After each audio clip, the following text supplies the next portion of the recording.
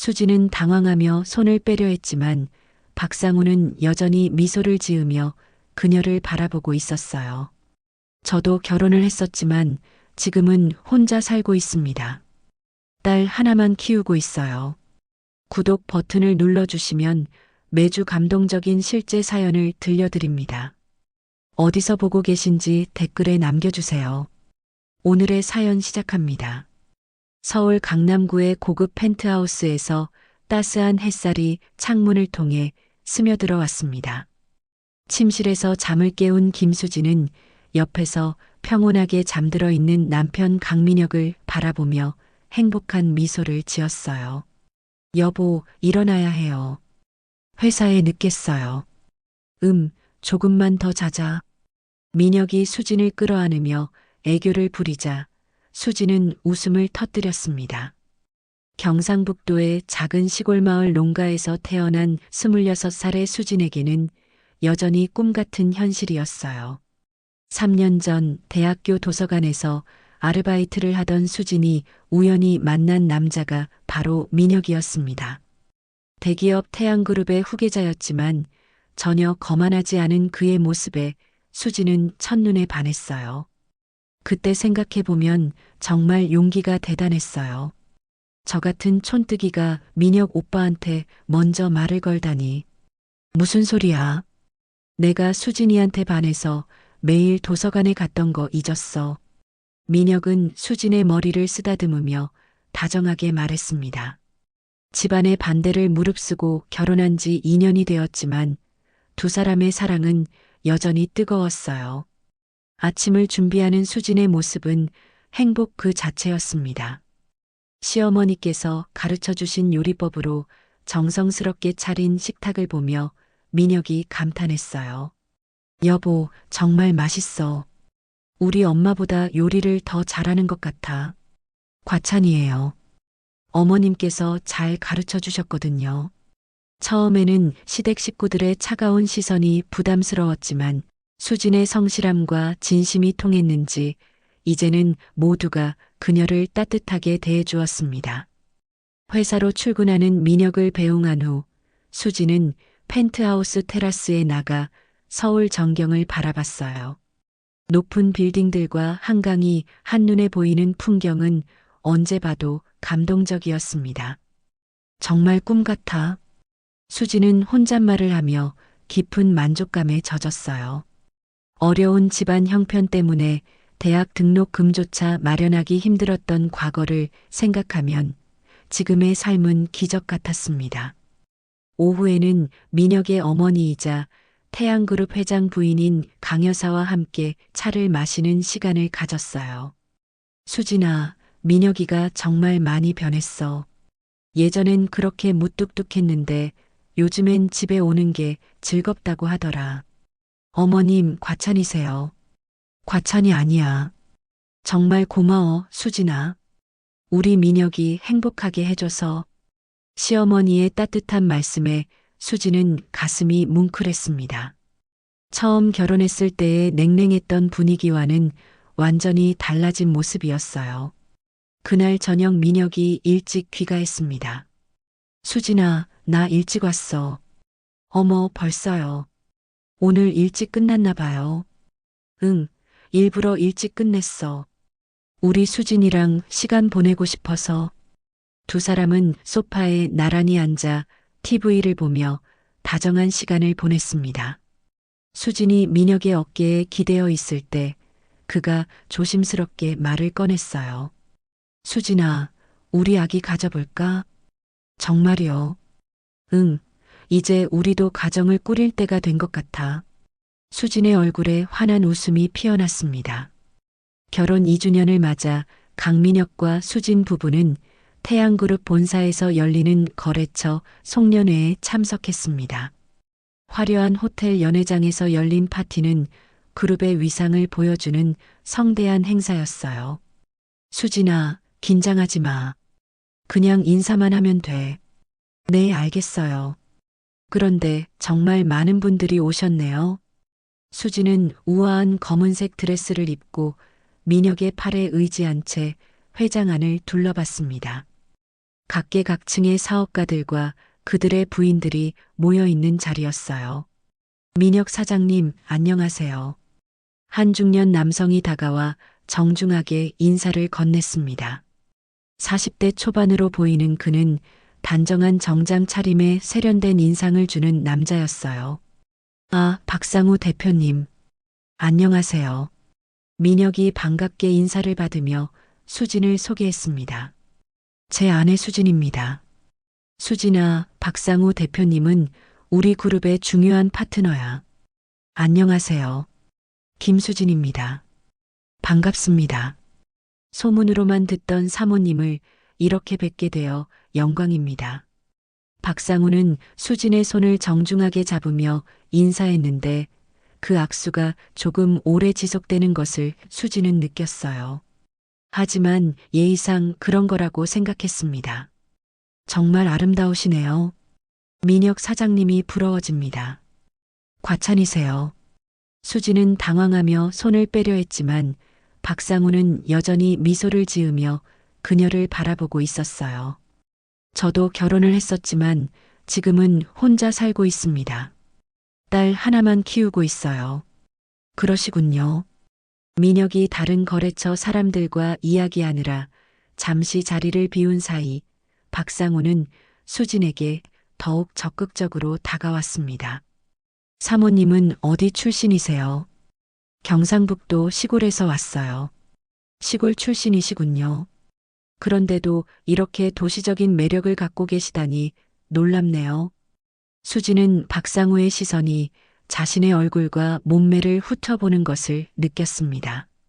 불쾌했지만 남편의 거래처 대표라는 점 때문에 내색할 수 없었어요.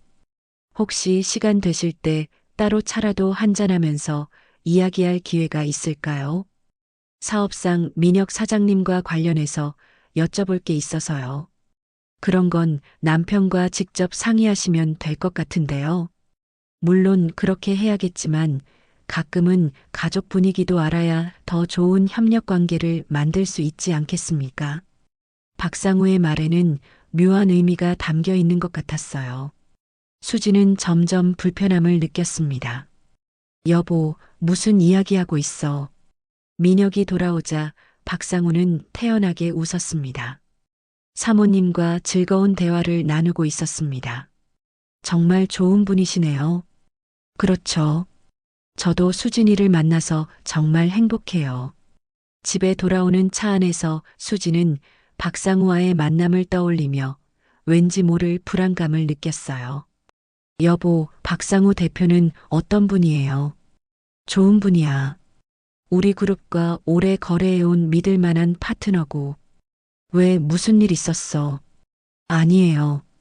그냥 궁금해서요. 수지는 자신의 걱정이 기우이기를 바라며 민혁의 대답에 안도했습니다. 하지만 박상우의 그 끈적한 시선과 의미심장한 말들이 자꾸만 머릿속에 맴돌았어요.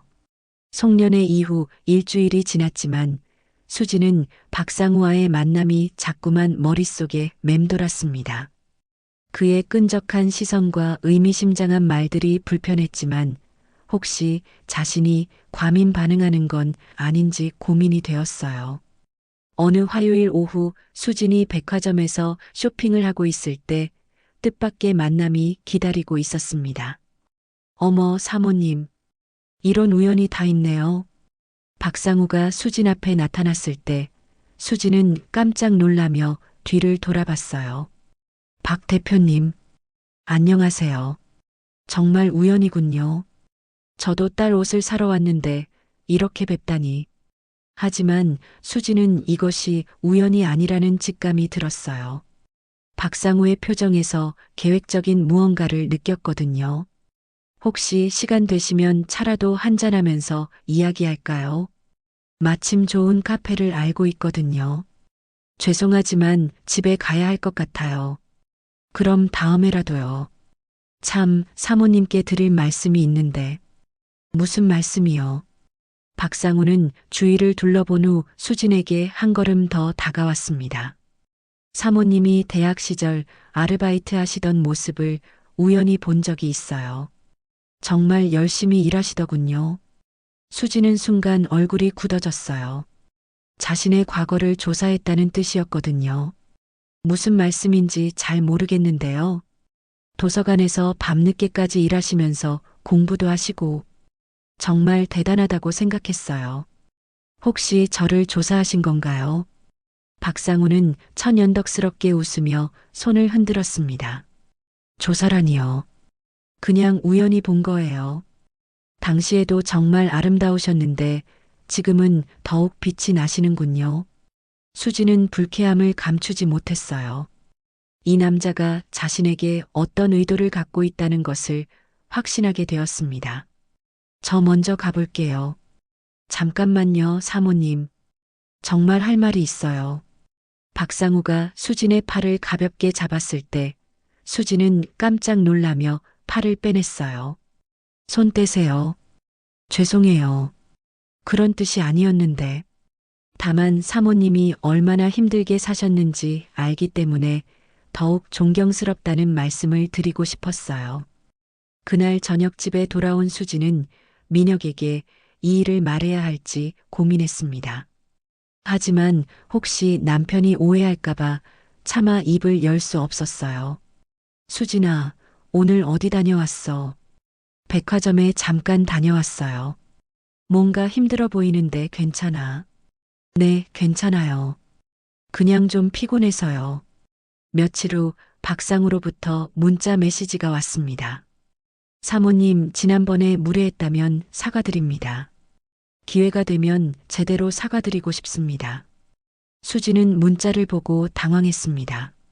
자신의 번호를 어떻게 알았는지 의문이었어요. 다시 연락하지 마세요.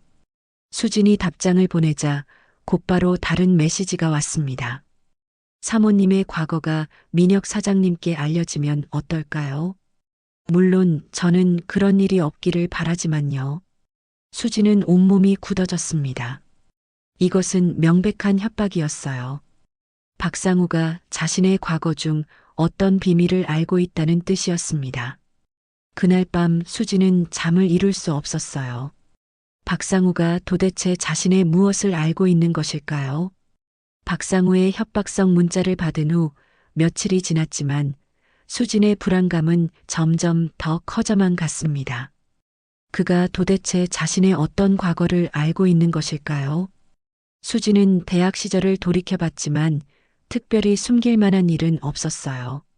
그러던 어느 목요일 오후 박상우로부터 전화가 걸려왔습니다. 사모님, 시간 되시면 잠깐 만날 수 있을까요? 중요한 이야기가 있어서요. 만날 이유가 없을 것 같은데요. 민혁 사장님과 우리 회사의 계약건인데 사모님과 먼저 이야기하는 게 좋을 것 같아서요. 수지는 가슴이 철렁했습니다.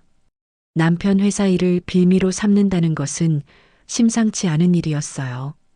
그게 저와 무슨 상관이 있나요? 많은 상관이 있어요. 특히 사모님의 대학 시절 그 일과 관련해서는 더욱 그렇죠. 박상우는 의미심장한 말을 남기고 호텔 주소를 알려줬습니다. 수지는 떨리는 마음으로 그곳으로 향할 수밖에 없었어요. 호텔 로비의 카페에서 박상우를 만난 수지는 최대한 냉정함을 유지하려 했습니다. 도대체 무슨 말씀을 하시려는 거예요? 사모님이 대학교 3학년 때 등록금을 마련하기 위해 했던 일 말이에요. 수진의 얼굴이 순간 하얗게 변했습니다. 그 일을 어떻게 알았을까요? 그건 아무도 모르는 일인데.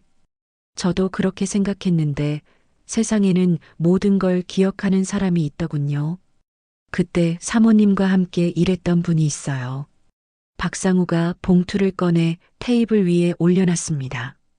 그 안에는 수진이 대학 시절 유흥업소에서 아르바이트했던 사진들이 들어 있었어요.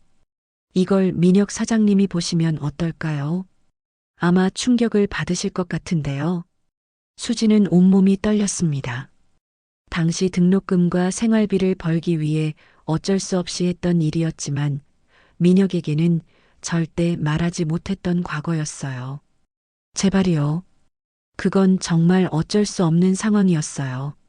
물론 이해해요. 하지만 민혁 사장님은 어떻게 생각하실까요? 특히 시어머님은요. 박상우의 협박에 수지는 절망감을 느꼈습니다. 뭘 원하시는 거예요? 간단해요.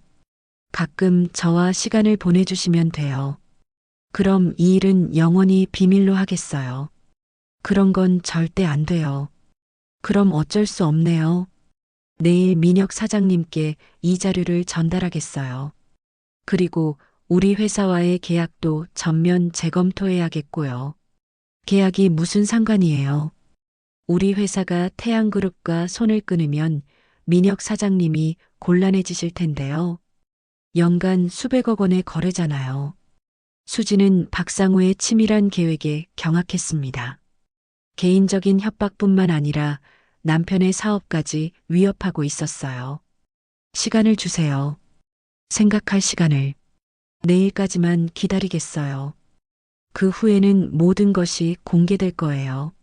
그날 밤 집에 돌아온 수지는 민혁의 평온한 얼굴을 보며 눈물을 참았습니다. 수진아, 왜 이렇게 안색이 안 좋아? 그냥 좀 피곤해서요. 무리하지 말고 푹 쉬어. 민혁의 따뜻한 말에 수진의 마음은 더욱 무너져 내렸어요. 이 소중한 사람을 지키기 위해서는 어떤 선택을 해야 할까요? 박상우의 최후 통첩을 받은 다음 날 수지는 결국 그의 요구에 응할 수밖에 없었습니다. 남편과 가정을 지키기 위해서는 다른 선택의 여지가 없었어요. 사모님, 현명한 선택이군요. 박상우가 호텔 로비에서 수진을 맞이할 때 그의 표정에는 승리의 미소가 번지고 있었습니다. 이걸로 저와 남편 그리고 회사는 안전한 거죠. 물론이죠. 약속은 지키는 편이거든요. 수지는 마음속으로 이를 악물었지만 표면적으로는 침착함을 유지했어요. 박상우와의 만남이 시작된 것이었습니다. 처음에는 단순히 식사나 차를 마시는 자리였지만 점차 박상우의 요구는 더욱 과감해졌어요. 사모님, 이번 주말에 제주도로 출장이 있는데 함께 가면 어떨까요? 그건 너무 위험해요. 사람들이 볼까 봐요. 걱정하지 마세요. 완전히 비밀로 진행할 테니까요. 수지는 거부하고 싶었지만 박상우의 협박이 계속되는 한 선택의 여지가 없었어요. 민혁에게는 친구들과의 여행이라고 거짓말을 했습니다. 여보, 대학 동기들이랑 제주도 가기로 했어요. 그래. 오랜만에 친구들도 만나고 좋겠네. 푹 쉬고 와. 민혁의 순수한 미소를 보며 수지는 가슴이 찢어지는 듯한 고통을 느꼈어요. 제주도에서의 이틀은 수진에게는 지옥과 같았습니다. 박상우는 점점 더 노골적으로 자신의 욕망을 드러냈어요. 사모님, 이제 우리 연인 사이잖아요. 좀 더 자연스럽게 행동해도 되지 않을까요? 이건 거래일 뿐이에요. 착각하지 마세요. 거래든 뭐든 상관없어요. 중요한 건 사모님이 제 옆에 있다는 거죠. 돌아오는 길에 수지는 자신이 어떻게 이런 상황에 빠지게 되었는지 후회했지만 이미 돌이킬 수 없는 강을 건넌 것 같았어요. 서울로 돌아온 후 박상우의 요구는 더욱 빈번해졌습니다. 일주일에 두세 번씩 만나자고 했고 수지는 민혁에게 각종 거짓말을 늘어놓아야 했어요. 여보, 요즘 외출이 많네. 응급 상황이 생긴 친구가 있어서요. 좀 도와주고 있어요. 그럼 내가 같이 가서 도와줄까? 아니에요. 여자들끼리의 문제라서요. 거짓말을 할 때마다 수진의 마음은 무너져 내렸습니다. 자신이 사랑하는 남편을 속이고 있다는 죄책감이 견딜 수 없었어요. 어느 날 밤 민혁이 수진의 변화를 눈치채기 시작했습니다. 수진아, 요즘 뭔가 이상해. 표정도 어둡고 말수도 줄었어. 그런가요? 그냥 좀 피곤해서 그런 것 같아요. 혹시 내가 뭘 잘못했나? 아니면 시댁에서 뭔가 있었나? 아니에요, 여보. 정말 아무것도 아니에요. 하지만 민혁은 수진의 변화를 계속 지켜보고 있었어요. 아내의 거짓말을 눈치채기 시작한 것이었습니다. 한편 박상우는 수진에 대한 집착이 더욱 심해졌어요. 사모님, 이제 민혁 사장님과 이혼하고 저와 함께 살면 어떨까요? 미쳤어요. 그런 소리 하지 마세요. 미친 건 맞아요. 사모님 때문에 미쳤어요. 수지는 이 악몽 같은 상황이 언제까지 계속될지 알 수 없었습니다. 하루하루가 지옥 같았지만 남편과 가정을 지키기 위해서는 견뎌야 했어요. 박상우와의 관계가 석 달째 지속되던 어느 금요일 오후 수진에게는 예상치 못한 시련이 기다리고 있었습니다. 민혁이 회사 일로 출장을 간다고 했지만 갑작스럽게 일정이 취소되어 집에 일찍 돌아온 것이었어요. 수진은 박상우와 호텔에서 만나고 있었는데 민혁으로부터 전화가 왔습니다. 여보, 나 일찍 집에 왔는데 어디 있어? 아, 친구랑 쇼핑하고 있어요. 금방 들어갈게요. 어느 백화점에 있어? 마중 나갈까? 수진은 순간 당황했습니다. 박상우는 옆에서 수진의 긴장한 모습을 보며 비웃고 있었어요. 아니에요. 금방 갈게요. 전화를 끊은 수진은 급히 자리에서 일어났습니다. 저 집에 가야 해요. 뭘 그렇게 급해하세요? 어차피 민혁 사장님은 아무것도 모르는데. 그렇게 말하지 마세요. 하지만 운명의 장난은 잔혹했습니다. 수진이 호텔에서 나와 택시를 타려던 순간 맞은편에서 민혁의 차가 다가오는 것을 봤어요. 민혁이 우연히 이곳을 지나가다가 수진을 발견한 것이었습니다. 민혁은 차를 세우고 내려서 수진을 바라봤습니다. 그 순간 박상우도 호텔에서 나와 수진의 뒤를 따라왔어요. 수진아, 여기서 뭐 하고 있어? 민혁의 목소리는 차갑게 식어 있었습니다. 여보, 이건... 민혁 사장님, 안녕하세요. 박상우가 태연하게 인사하자 민혁의 표정이 돌변했습니다. 박 대표님이 왜 여기에? 그리고 수진아, 친구랑 쇼핑한다고 하지 않았어. 수진은 아무 말도 할 수 없었습니다. 박상우는 오히려 여유로운 표정으로 상황을 즐기고 있었어요. 사모님과 업무상 미팅을 하고 있었습니다. 업무상 미팅을 호텔에서요. 민혁의 날카로운 질문에 박상우는 교묘하게 대답했습니다. 조용한 곳에서 이야기해야 할 내용이 있어서요. 그날 밤 집에서 민혁과 수진 사이에는 차가운 공기가 흘렀습니다. 수진아, 정말 업무상 만난 거야. 응, 그냥 회사 일로. 하지만 민혁은 이미 의심하기 시작했어요. 수진의 최근 행동들이 모두 연결되기 시작한 것이었습니다. 며칠 후 민혁은 사설 탐정을 고용했습니다. 그리고 일주일 만에 충격적인 진실이 드러났어요. 수진아, 이게 뭐야?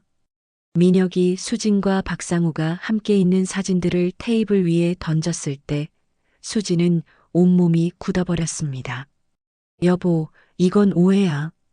오해라고. 석 달 동안 계속 만나온 게 오해라고.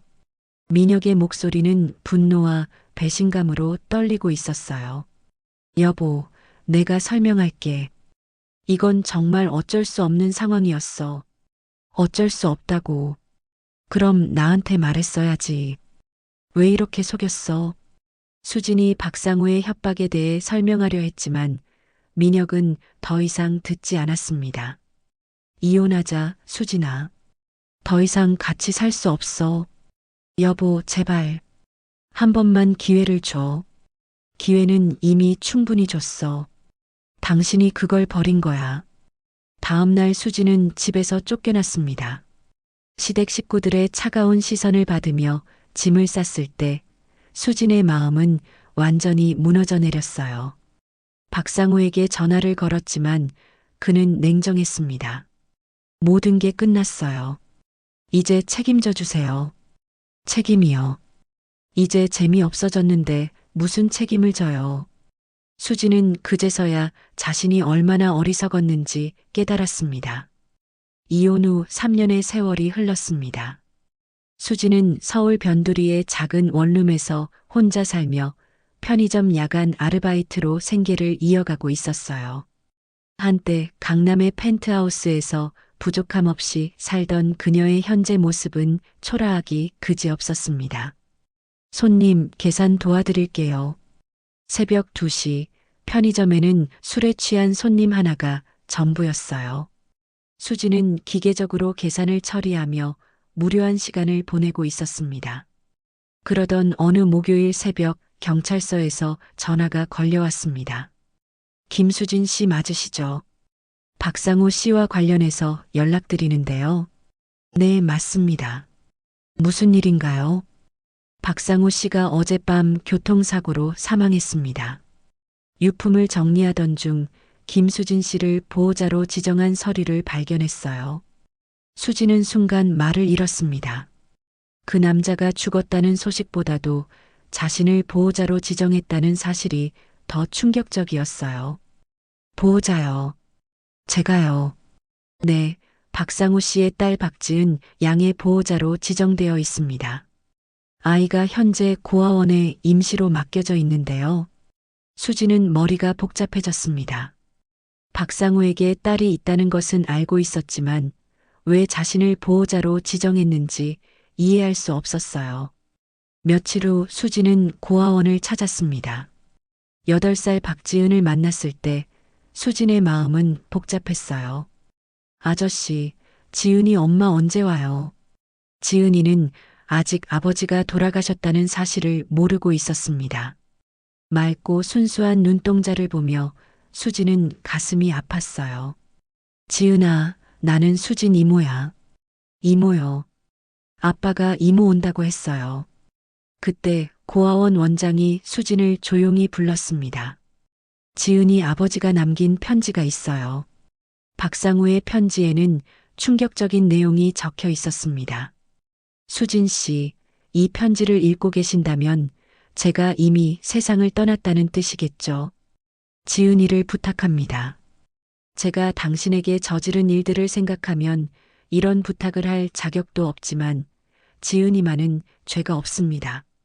편지를 읽으며 수진의 눈에서 눈물이 흘러내렸어요. 저는 당신을 사랑했습니다. 하지만 그 사랑이 잘못된 방식이었다는 것을 이제야 깨달았어요.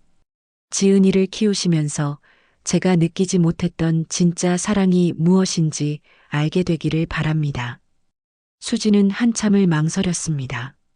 자신의 인생을 망친 그 남자의 딸을 키워야 한다는 것이 쉽게 받아들여지지 않았어요. 이모, 우리 집에 언제 가요? 지은이의 순수한 질문에 수지는 마음이 흔들렸습니다. 이 아이에게는 아무 죄가 없었거든요. 지은아, 이모랑 같이 살고 싶어? 네. 아빠가 이모는 좋은 분이라고 했어요. 그 말에 수지는 결심을 굳혔습니다. 과거의 원망을 넘어서 이 순수한 아이를 위해 새로운 시작을 하기로 한 것이었어요.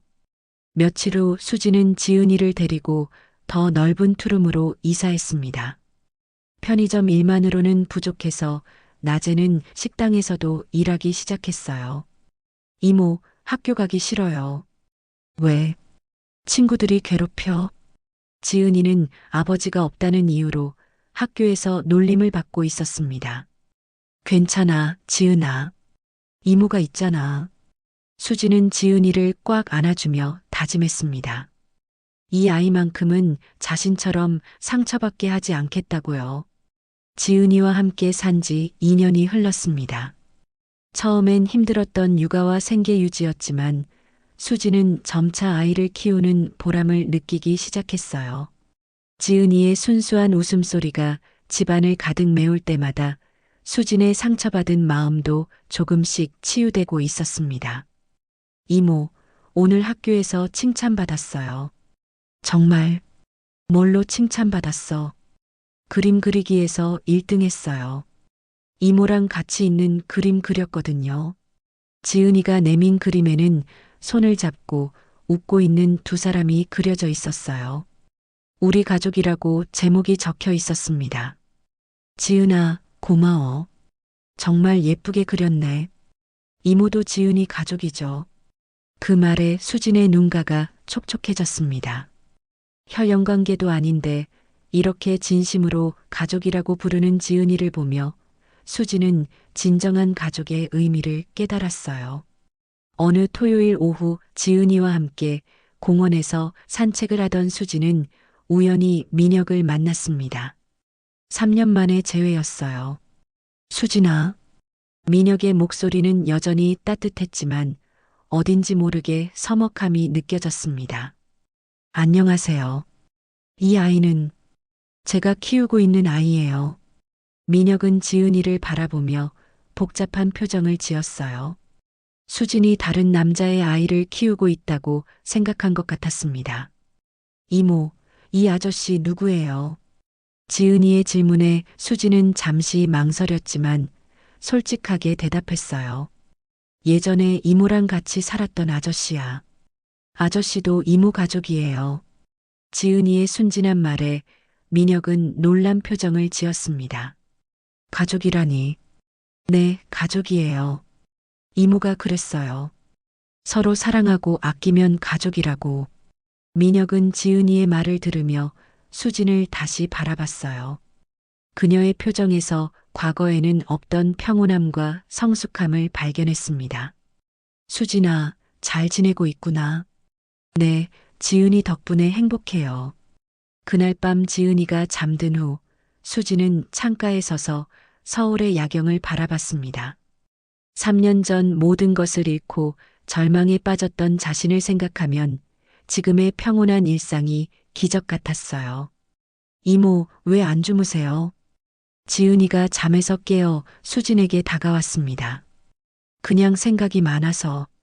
지은아, 이모랑 같이 살아서 힘들지 않아? 아니에요. 이모랑 같이 있으면 정말 행복해요. 지은이의 진심 어린 대답에 수진은 가슴이 뭉클했어요. 이모도 지은이랑 같이 있어서 정말 행복해. 며칠 후 수진은 새로운 결심을 했습니다. 낮에는 카페에서 일하고 밤에는 온라인으로 상담사 자격증을 공부하기로 한 것이었어요. 이모, 공부하는 거예요. 응, 지은이처럼 이모도 공부해야지. 이모도 꿈이 있어요. 물론이야. 이모는 앞으로 힘든 사람들을 도와주는 일을 하고 싶어. 1년 후 수진은 상담사 자격증을 취득했고 작은 상담센터에서 일하기 시작했습니다. 자신과 비슷한 상처를 가진 사람들을 돕는 일이었어요. 지은이는 이제 10살이 되어 밝고 건강하게 자라고 있었습니다.